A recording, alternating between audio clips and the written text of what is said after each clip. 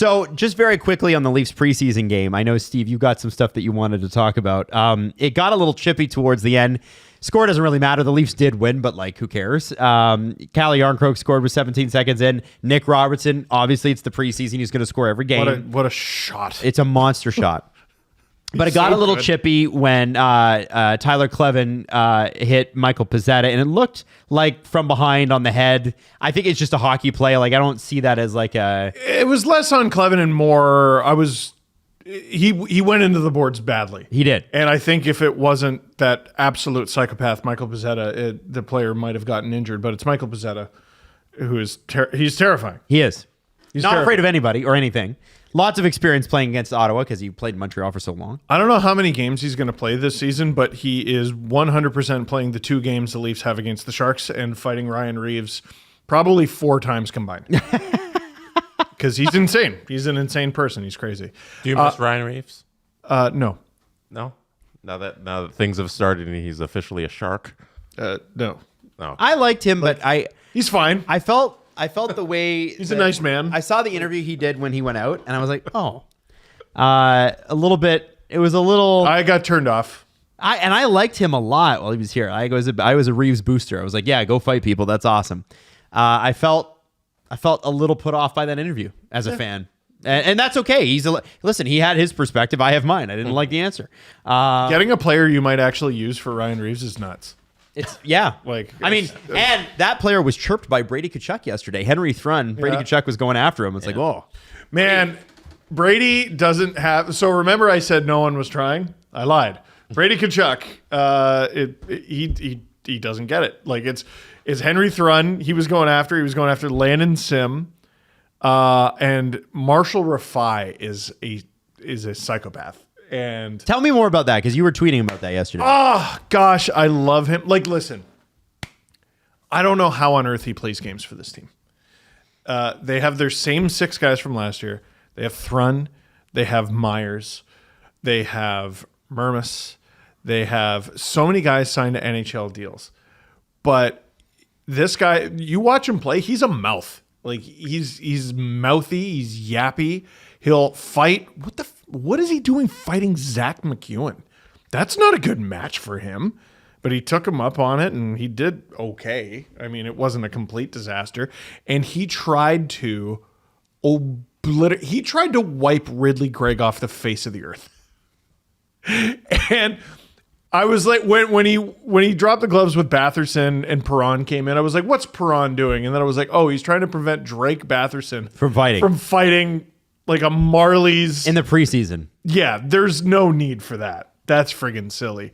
But that game was it's exactly what you want to see out of every player in that group. Easton Cowan and David Perron went at it too. Good. And Cowan's little bat down to the puck there that led to Kampf getting it and feeding it to Robertson for the blast. That was a nice little play. Everyone had, I feel like, the kind of game that they needed to have. Danford took 2 penalties. That wasn't great. I loved how he played otherwise.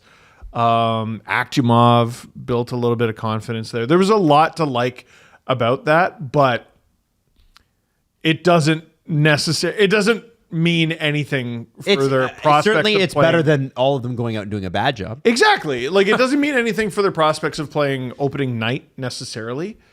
These guys, they're not in their preseason games. They're not just trying to impress the Leafs. Trying to impress other clubs. Well, most of these guys are going to end up on waivers. Marshall Rifai is on a multi-year NHL deal. Who knows? Maybe he gets picked up. Maybe Pezzetta gets picked up. Maybe, who knows? Yeah, Rifai was on waivers last October just to push him through, and he didn't get claimed, but maybe he's looking for a spot this time. Who knows? Mermis too. Mermis did get claimed. Mm-hmm. And it actually, I thought, made his season a lot more difficult. Yeah, I think I don't think Utah made him...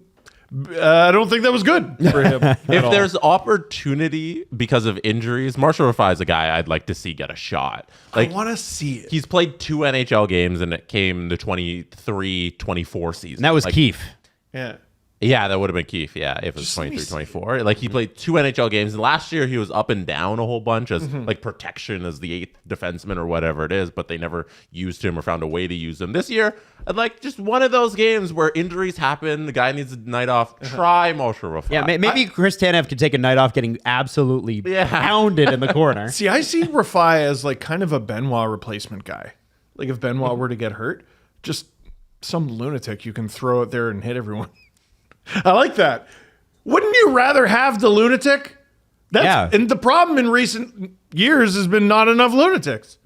Give me the lunatic. He broke out of Ken Reed's book, One Night Only, by playing those 2 games. Yeah. Only those 2 games. He's got to get... We need double digits 1 for week Rifai. only. Yeah. That's Ken's next one. Yeah, actually, thank you for mentioning that because Jacob Quillen, he's still in One Night Only. Oh. He had the 1 game played last year, and he got injured 5 minutes in by Nick Cousins. Yes. And he took that was a cheap shot that he took on Nick Cousins. I don't know if he ever gets a game. Jacob Quillen? Yeah. I don't know how he does. I don't know how he does. Not with the Leafs right now. Yeah, like look, Pending they've got disaster. 5 lines. I know. Yeah, that means there's like 6 guys that are really hurt. Yeah. I know the problem with a game like that, if you're just a sicko, is you start to get like a crush on all these guys, and it's like, okay, where do you put them? Yeah. You got to take someone out. Yep, absolutely. I love Marshall Rifai. All right, who are you taking out? Oh, No. the flaw in my plan.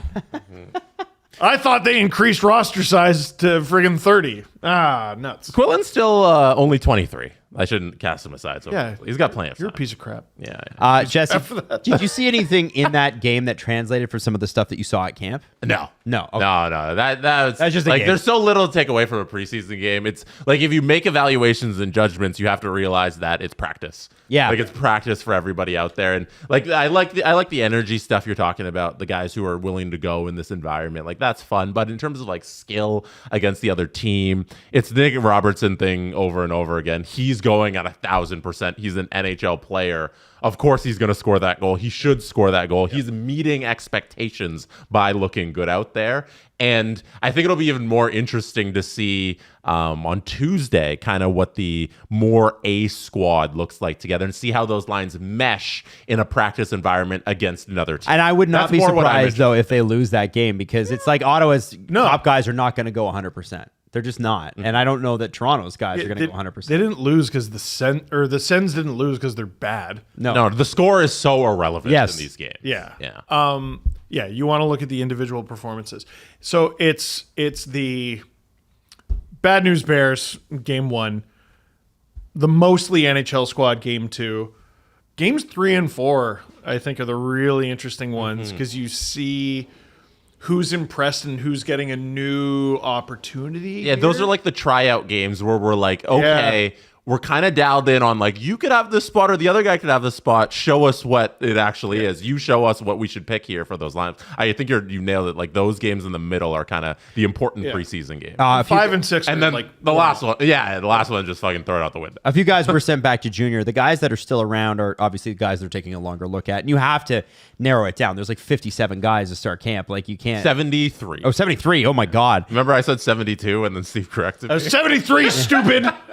So, did anybody in that game, if you're an Easton Cowan or something like that, and you want to have an outside shot to make the roster, and I think anybody watching the Leafs could go, well, sure, he's got an outside shot at it. I don't think it's going to happen, but to say he doesn't have an outside shot, is there any way from game 1 to really elevate, or is it just like, hey, that's game 1, and you better keep bringing it? Keep going. Yeah. Yeah, I don't think there's any big takeaways, is I guess my point. Anyone can have one good night. It is noteworthy, though, to be a junior eligible player still with the team. Yes. And that is the case for Ben Danford. And that's the case for Miroslav Halenka. Noted Alan Walsh client. Really like him. Yeah, because he's kind of a bastard, isn't he? He is kind of a bastard. Creative player, too. Yeah, I like that. Okay, anything else on the Leafs preseason? I didn't want to spend too much time on it. Liked Akimov. Okay. Keep an eye on him. What's his name? Oh, Why did they call him Akimov? Akimov? I don't think we're right. Like I feel okay, like that's on you I to think find out, Jesse. might be wrong to go around. I'll pull up the name pronunciation. You're our guy. I'll text the media. Akhtyamov. people. So for years, we've been sitting here saying Akhtyamov. And then finally the broadcast happens where he's in a game. And it's They couldn't figure out Thomas Cowboy's name for like 5 what are you years. doing? So I'm texting a Russian. Oh. Yeah. All right. okay, but hold on. I got to ask a question. No, you don't. We don't. Fedorov was Fedorov, Yes. right? In Yes. Russian. Fedotov is Fedotov. Are we pronouncing it the Russian way, or are we just going to anglicize it? Because that's normally what we do. I feel like if Akhtyamov is like the English way to say it, then we should probably just do that instead of trying to do the pure Russian way, unless that's what he prefers. Finland's not out here asking us to call them Swami. They're like, oh, it's Finland in English. Yeah, we get it. Like Turkey's trying to do that. They're trying to. They're actually we're Turkey. Okay. So you got to call. Yeah, it's Turkey. It's not spelled Turkey anymore either. They have like an I because I guess they didn't want to be associated with the bird. But to be fair, in other languages, names sound different. So am I going to pronounce Akhtyamov or Fedotov or Fedorov in their native tongue? Probably not. Right. I asked the fucking guy, and he said Akhtyamov. And like Nicholas Waugh. Okay, we said Patrick Waugh, whatever. I get French is a little closer because it's French and English in Canada, so I could see that. Maybe. But like, I don't know. Yeah. I'm like, I don't speak those languages, man. I speak this one, and here's how it sounds. And there's in a this bunch language. of Swedish names like that too. Like if you want to go pure Liljegren. Forsberg. Right. Forsberg. Right. So it's Forsberg. Yeah. it depends on I guess what the guy wants in the broadcast. Yeah. So I don't know. I got a jump scare like when I turned on the TV and I didn't hear. I'm like, who is that? Yeah, and then I got 40 more. Yeah. It's, like, oh, I didn't like how he said that. He said it again. He kept doing it. It was an inflection. Yeah. I don't We got to find a way to settle. We're gonna find an answer. I said, give me a voice note of how you say Archer Akhtyamov.